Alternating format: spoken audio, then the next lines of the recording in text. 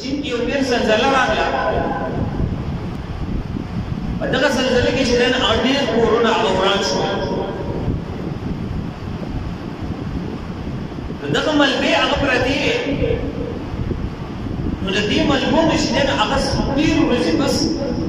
درې څلور پنځه ورځې بس چې دنه هغه یو مور دا وکړ چې بچی ماشوم بچی دی ورسره دا ترې راوایستلی شول خو دا جامې او بېهوش د دې چې کله علاج وکړی شو دا په هوش کې راغلی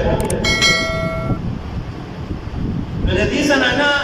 لس واڼه ګوتې هغه زخمي وې وینې د هغې نه بهېدلې وې او زخمي وې د هغې وینې بهېدو د وجې نه دولګې د وجې د دا زنانه هغه بېهوشه وه کله چې په هوش کې راغله نو ډاکټران او خلک ترې تپوس کوي ستا دا ګوتې په څه زخمي شوي هغه ورته ویل چې زلزله راغله نو موږ د کمرې په یو ځای کې داسې وو چې دا چت راتاو شو نو زموږ دا ځای هغه بچ پاتې شو دا چت داسې راغی نو موږ پکې محفوظ پاتې شو خو دا ځای بیا داسې وو چې د خوراک څښاک څه نه وو بهر ته زموږ اواز نه رسېدو د راوتو څه شان نه وو دغه ماشوم چې دی د هغه د پیو ماشوم و دغه مور وایي ما څه وخت چې دی نو دې ماشوم له هغه پی ورکول یو داسې وخت راغی چې زه انتهایي هغه وږې شوي وم د ولږې د وجې نه هغه زما په سینو کې پی ختم شول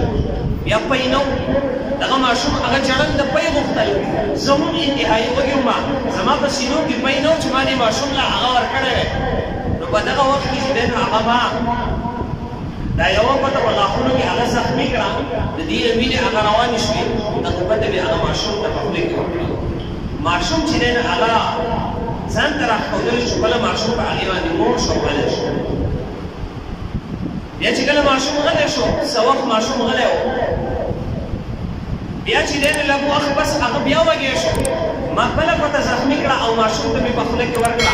د هغې هغه وینه چې دی نو هغه چوپله په هغې باندې هغه موړ شو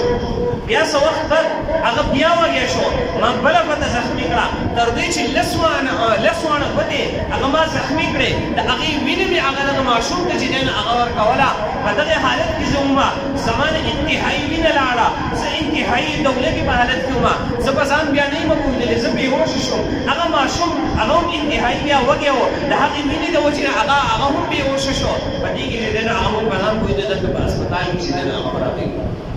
هغه ډاکټران حاضرین خلک هغه انتهایي حیرانه شو چې د دغه مور د خپل بچي سره څومره مینه ده د خپله وینه هغه بچي ته ورکوي چې زه دې هغه ما د خپل مرګ هغه منظور دی د خپل بچي جړه ما ته منظور نه ده دا مینه د دغې مور د خپل بچي سره دا د هغه رحمت نتیجه ده چې الله پاک دنیا د خپل یو رحمت هغه رالېږلی دی د هغې نتیجه دا ده چې دغه مور د خپل بچي سره څومره محبت